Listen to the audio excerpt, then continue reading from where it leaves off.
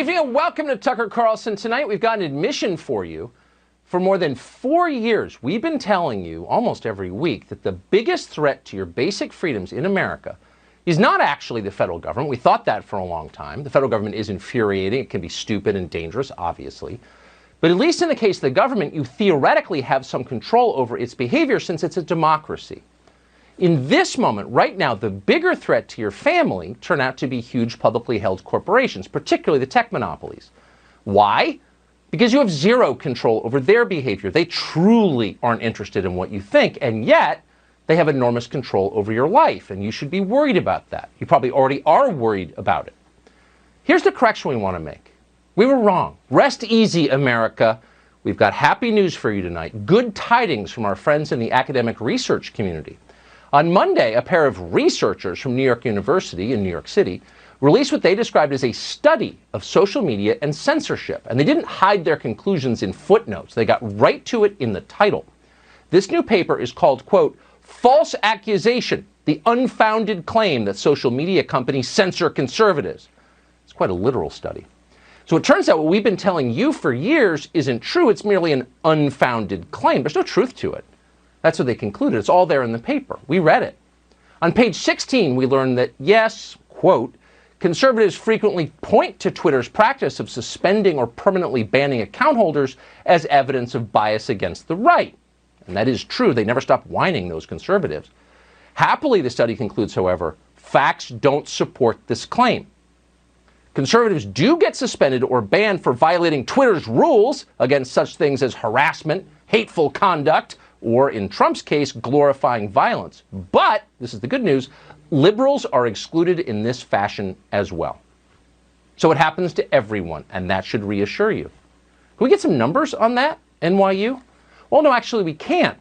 In the words of the, quote, study, pinning down precise proportions on censorship is impossible because Twitter doesn't release sufficient data. Are you following the reasoning here?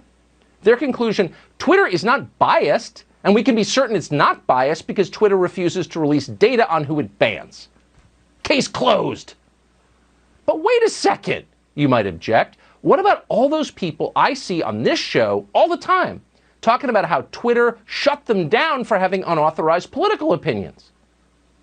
We should tell you the authors did assess that. They're researchers. That's their job. And they came to this conclusion. All of those people who are banned, every one of them, victims of a mistake. As they note on page 17 of the study, quote, Twitter sometimes makes mistakes. If that sounds familiar, it's because that is also Twitter's explanation for censorship almost every single time. Do supporters of the Joe Biden administration get banned this same way by mistake? We can't tell you that because Twitter won't give up the numbers. What we do know from the staff at NYU is that shutting down the New York Post's entire Twitter account right before the election, because the newspaper printed stories that were unflattering to the Biden family, was not censorship. Oh, no, no, no. According to NYU, shutting down a newspaper's account for its political views during a presidential election is not censorship. It is instead, and we're quoting now, reasonable. Why is it reasonable? Well, because presumably, unlike, say, the Pentagon Papers or virtually every scoop the New York Times has ever published, the New York Post used information that was not publicly available in its stories about Hunter Biden. And that's totally wrong. And it should be censored, which is not actually censorship. It's just common sense. It's reasonable. We didn't know any of this, but of course we're not professional researchers at NYU. No one else in the media seemed skeptical about it at all. They seemed grateful for the study. The Washington Post promoted its findings on Monday. A headline from the New York Daily News, which we should tell you is a direct competitor to the New York Post, gives you a flavor of the reaction from the guardians of the First Amendment. Here was that headline in that paper, quote, Big Tech doesn't censor conservatives. A careful review of evidence shows that's fake news. Of course it's fake news. And Twitter was eager to make sure that you saw how fake it was. We just got an email from a Twitter spokesman saying this, study attached, of course, quote, I wanted to be sure you saw a report out today from the NYU Stern Center for Business and Human Rights. It found there is no evidence to support claims of anti-conservative censorship on social media and that these claims are a form of disinformation. Whoa, talk about upping the ante. Are you following this? There is no censorship from the tech monopolies. None. NYU has proven that.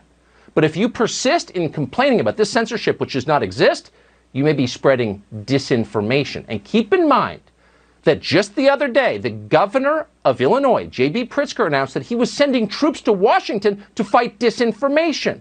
Armed soldiers, men with guns, they're fighting disinformation. You want to be part of that? Don't think so. Be careful. That's what the study concludes. Be careful. Wow. It almost reads like a press release from Silicon Valley. Why is that? Because it is. This so-called academic study was in fact paid for by big tech. How shocked are you? It was funded by a man called Craig Newmark. Newmark is one of the many Silicon Valley billionaires who paid for the Joe Biden for president campaign. Now he's paying for this. One of the authors of this so-called academic study is a man called Paul Barrett. Craig Newmark is really Paul Barrett's Medici, his patron. In September, Barrett released another